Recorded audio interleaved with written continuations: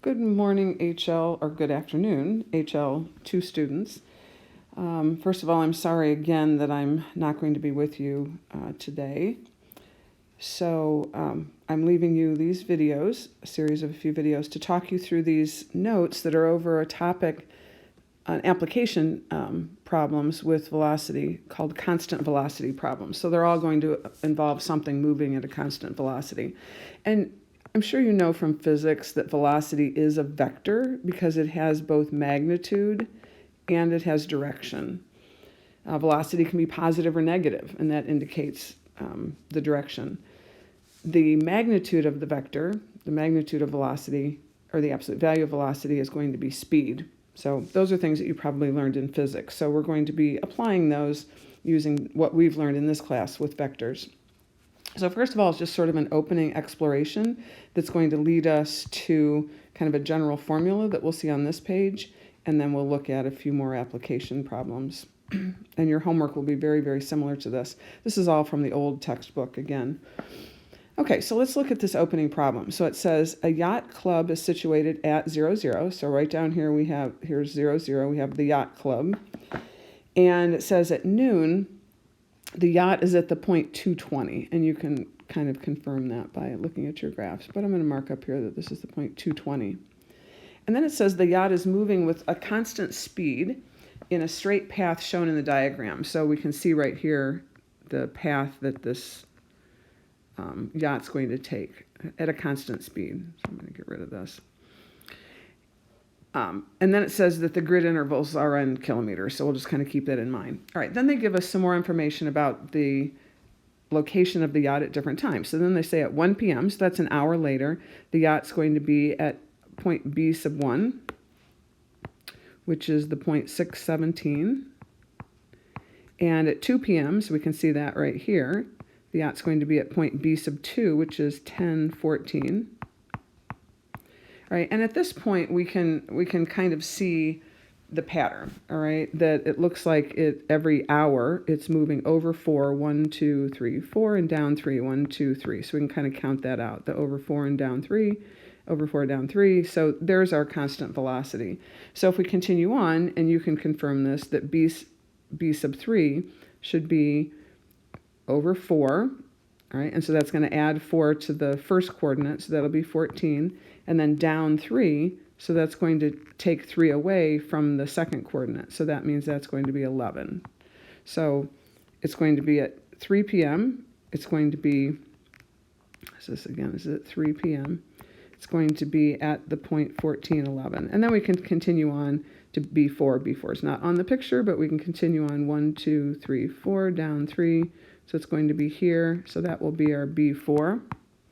And that will be the point 18.8, all right? And again, I'll invite you to confirm that. So, this should have been B3. This is B4, 18.8.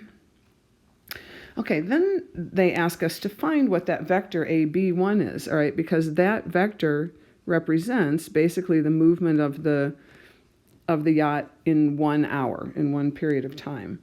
So it looks like it travels 4 to the right and down 3. So our vector A, B sub 1 is 4, negative 3.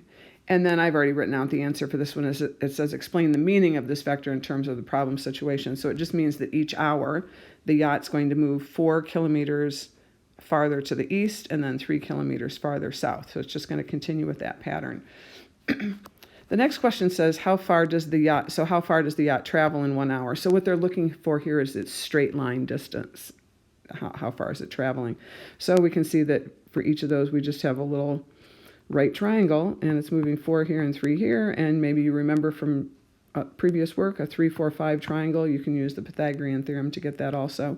So it's going to move 5 kilometers. And so therefore, what's its speed? Well, its speed is going to move 5 kilometers in 1 hour, so 5 kilometers per hour. Okay, then we're going to do a little bit of sort of vector addition work. So the first one says, note that vector OB1, so if this is our O right here, the origin, so OB1 would be this vector going from here to here. So we can look at that vector like that. And notice that that's equal to OA. So OA would be this vector going from O to A, just like that. And then if I add to that the vector AB sub 1, which is the vector that we came up with up here. So vector AB sub 1. Okay, so you should be able to confirm OA, again this is A up here, plus AB sub 1 is the same as OB sub 1. And then it says confirm this by writing both sides in component form.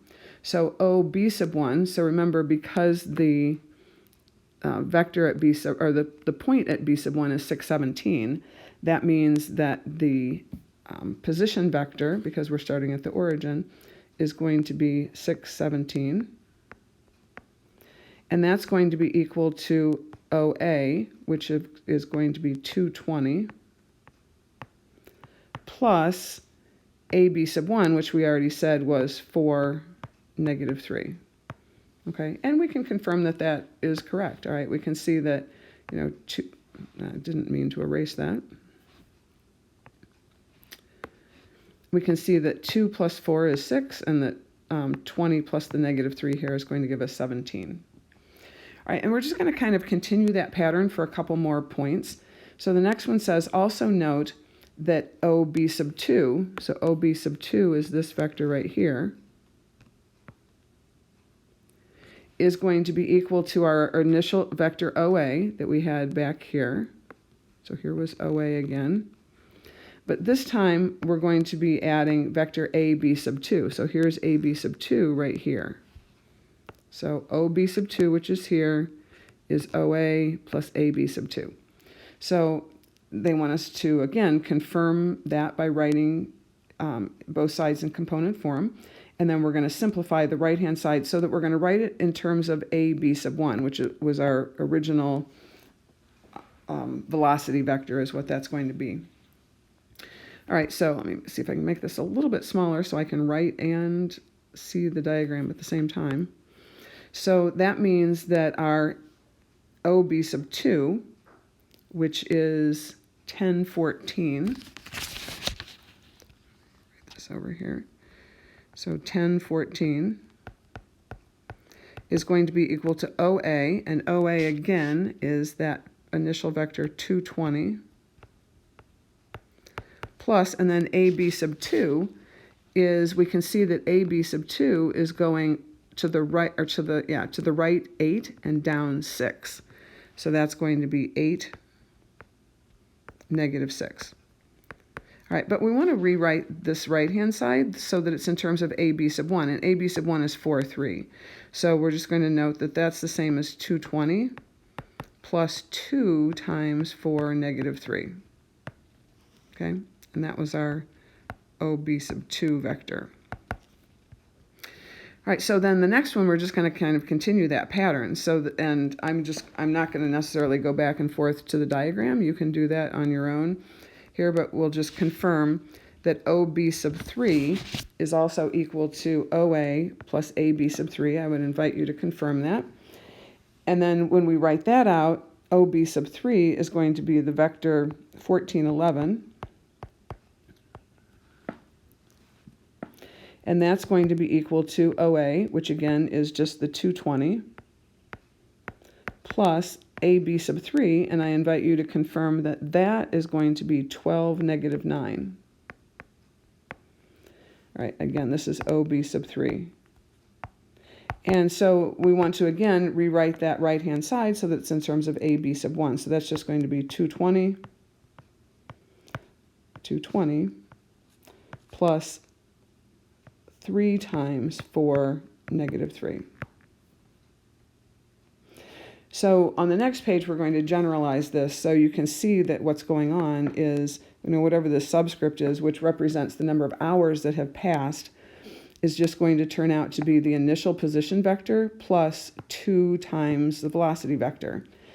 And then OB sub 3, which is the position after 3 hours, at 3 p.m., right here, is just going to be the initial position vector plus 3 times the velocity vector. So we can say in general that OB sub t where t just represents some unit of time, is going to be OA plus AB sub t.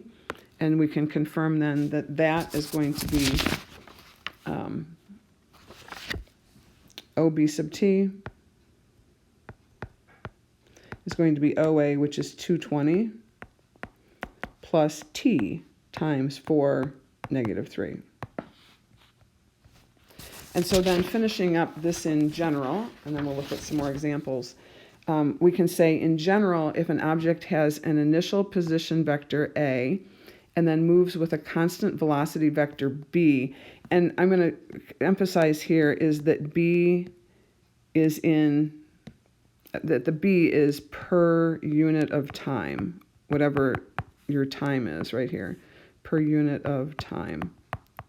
So in other words, if your hours if your time is in hours, then your vector B will represent the velocity in some unit per hour. If your time is in seconds, then your velocity vector will represent some kind of movement per second. So our new position then, which is vector R down here, is going to be vector A plus whatever your unit of time is, however much time has passed, times B, right, which is your velocity vector. All right, and we can see that here. I'm going back. Again, here's your initial position vector. That's like your vector A. Here's your time, actually looking here, times your velocity vector. The speed, we already said, is the absolute value of velocity, and it's going to be the magnitude of your velocity vector. And remember that magnitude of a vector is a scalar. So speed is a scalar. It's not a vector. It doesn't have any direction to it. Okay, I'm going to stop there, and we will do example 9 in the next video.